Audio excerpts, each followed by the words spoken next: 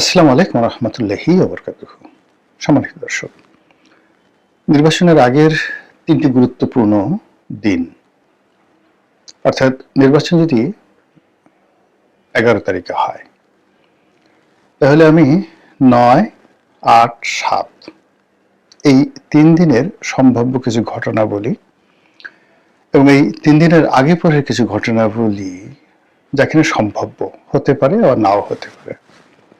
আর এগুলো হলে কি হবে কিংবা না হলে কি হবে, এই বিষয়গুলো নিয়ে আমি আমার নিজস্ব চিন্তা চেতনা থেকে যেটি ভালো মনে হয় সেটি আপনাদের নিকট উপস্থাপন করব। প্রথমত, নির্বাচন যদি 11 তারিখে হয় তাহলে আমি কেন 9 তারিখকে টার্গেট করলাম?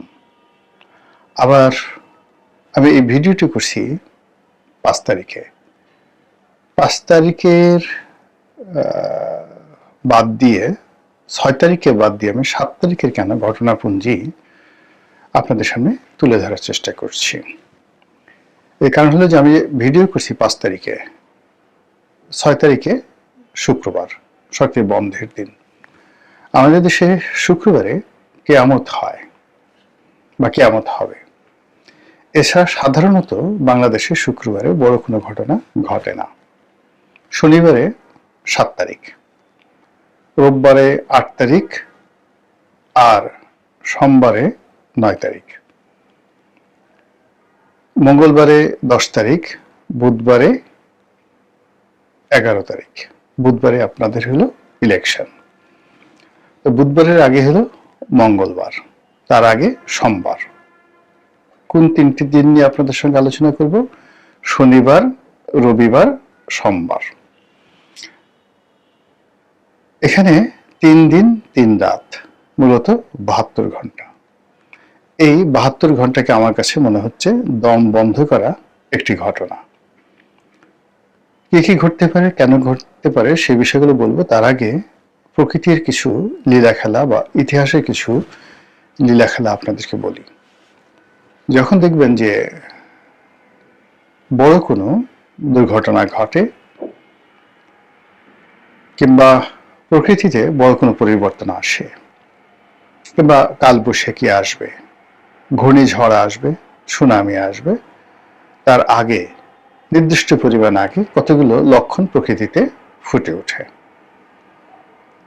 এবং সেই লক্ষণগুলো আপনারা কম বেশি সবাই জানেন। আপনার সুনামির আগে, কালবৈশাখীর আগে প্রকৃতি অনেকটা নিস্তব্ধ হয়ে যায়, বাতাস প্রবাহিত হওয়া বন্ধ হয়ে যায়। তারপর চারিদিক থেকে কেমন যেন একটা শিশি শিশি, মানে অকারণ আওয়াজ আপনি দেখতে পাবেন বড় কোনো দুর্ঘটনার আগে।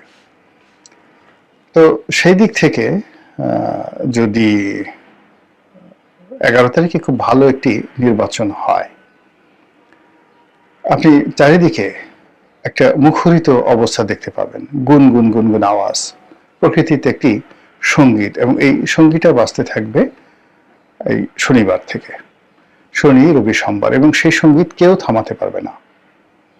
জামাত জামাতের মতো গাইবে, বিএনপি বিএনপির মতো গাইবে, এবং সবার মধ্যেই এই একটা তাড়াহুড়া থাকবে, একটা আবেগ থাকবে, একটা উচ্ছ্বাস থাকবে, একটা আনন্দ থাকবে, তার সঙ্গে সঙ্গে একটা টেনশন থাকবে, নিজে বিজয়ী হওয়ার বা পরাজিত হওয়ার, প্রতিপক্ষের বিজয়ী হওয়ার বা পরাজিত হওয়ার একটা আনন্দ এবং উচ্ছ্বাস, ভয় এবং আশা, যেটিকে বলা হয় খৌফ, ভয়, খৌফ এবং রিজ্জা।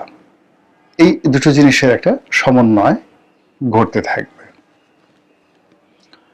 আর যদি ধরুন নির্বাচনে কোনো অশনি সংকেত থাকে, আপনি দেখবেন যে শনিবার থেকেই সবকিছু নীরব হয়ে গেছে, কোথাও কোনো গুনগুনানি নেই, মানুষ খুব সতর্কভাবে পা দিচ্ছে,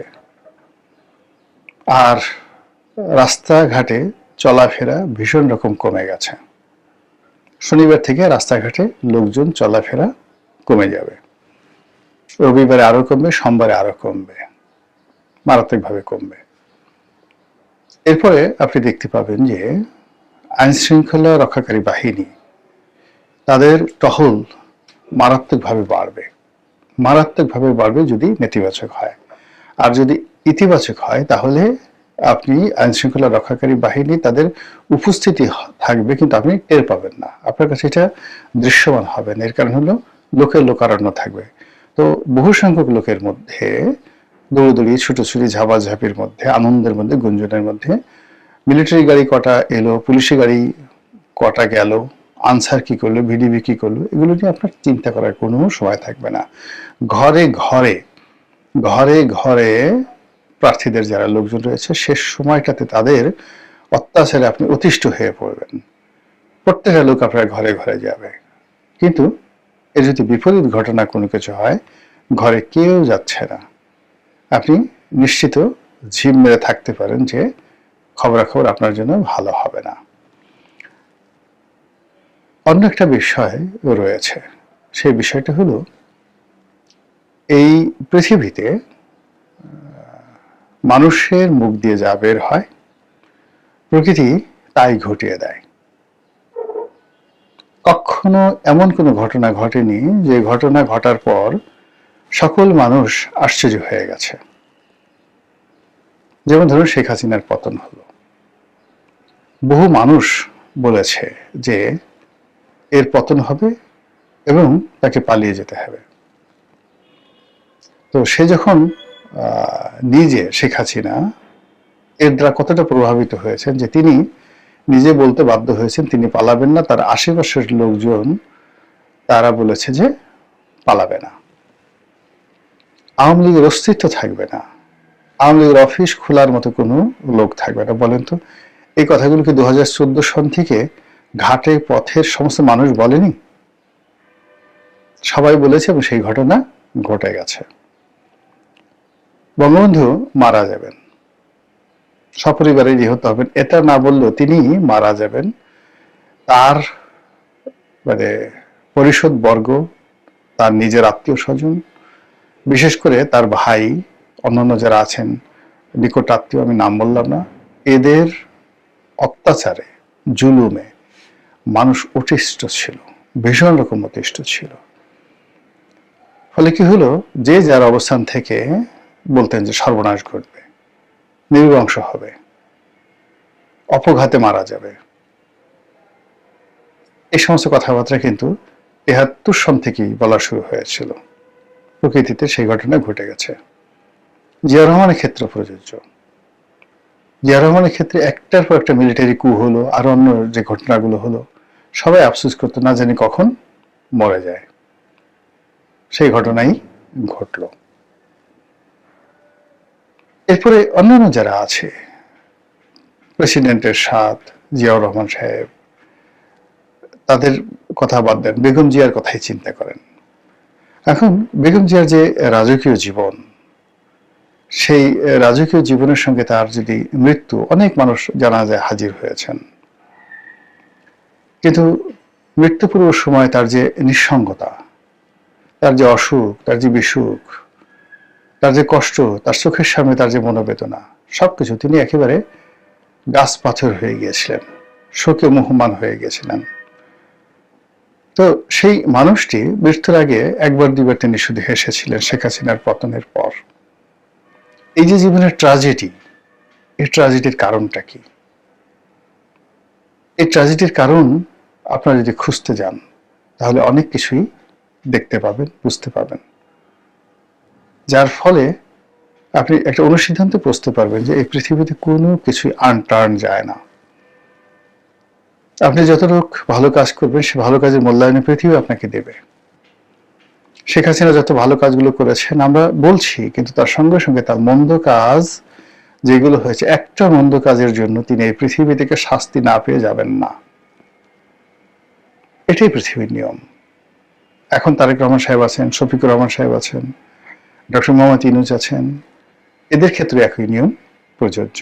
সেনাপ্রধান আছেন, গত 17 মাসে যা কিছু হয়েছে, এই যা কিছু হয়েছে এর মধ্যে কোন কথাগুলো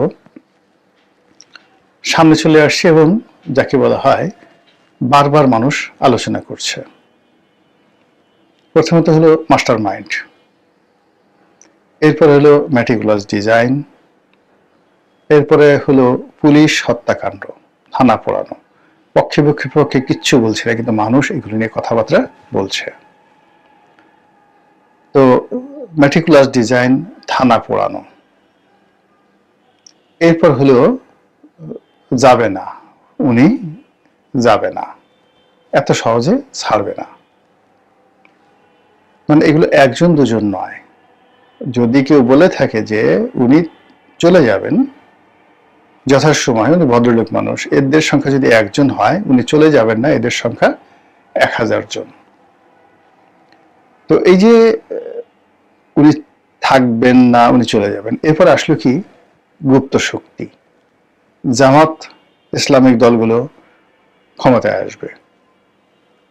তারপর মেটিকুলাস ডিজাইনে ইলেকশন ইঞ্জিনিয়ারিং হবে, গুপ্ত শক্তি জাল ভোট দেবে। ফলাফল যে কি হবে, ভোট কেন্দ্রে যে কত লোক যাবে, এই বিষয়গুলো নিয়ে প্রতি মুহূর্তে লোকজন বিতর্ক করছে। এই বিতর্কের কারণে আপনারা ধরে নিতে পারেন যে গত 17 মাসে যে বিতর্কগুলো, যে কথাগুলো বহুবার উচ্চারিত হয়েছে, এই কথার বাইরে 11 তারিখে কিছুই হবে না, কখনো কিছু হবে না। মিরাকেল বলে কোনো কিছু হবে না। যা কিছু ঘটে তার আগে তার সবকিছু বর্তে থাকে, প্রকাশিত হতে থাকে, সেগুলো আওয়াজ তৈরি করতে থাকে, এবং সেই আওয়াজের একটা প্রতিফলন ঘটতে থাকে। যেমন ধরুন, সারপ্রাইজিংলি যে ঘটনাগুলো ঘটেছে, সেটা হলো 2014 সালের নির্বাচনের ফলাফল সারপ্রাইজিং। নির্বাচনের পর আমরা আশা করিনি যে 5 বছর থাকবে, সারপ্রাইজিং। 18 নির্বাচন সারপ্রাইজিং, 2024 নির্বাচন সারপ্রাইজিং। তো সেক্ষেত্রে যে নির্বাচনটি, সেই নির্বাচনটি আমাদের যে কথাবার্তা, সমাজের যা কিছু চলছে সেই নিয়ম অনুযায়ী নির্বাচনটি যদি হয়, সেটি হবে না, এটি হবে একটি সারপ্রাইজিং নির্বাচন। এক। আর আমরা যদি সারপ্রাইজিং মানে ম্যাজিক্যাল, থান্ডারিং, তারপরে যাকে বলা হয় অ্যাস্ট্রোনাস্টিং, এরপরে আরো অনেক কিছু ইংরেজি শব্দ আপনি যদি যুক্ত করেন, বাংলাতে আপনি যদি সেগুলো বলেন, তাহলে যে যা দেখলে আপনি কিংকর্তব্য বিমূঢ় হয়ে যাবেন, থান্ডার্ড হয়ে যাবেন, বজ্রাহত হয়ে যাবেন, তারপরে আপনি যাকে বলে এখন বেকুব হয়ে যাবেন, তারপরে আপনি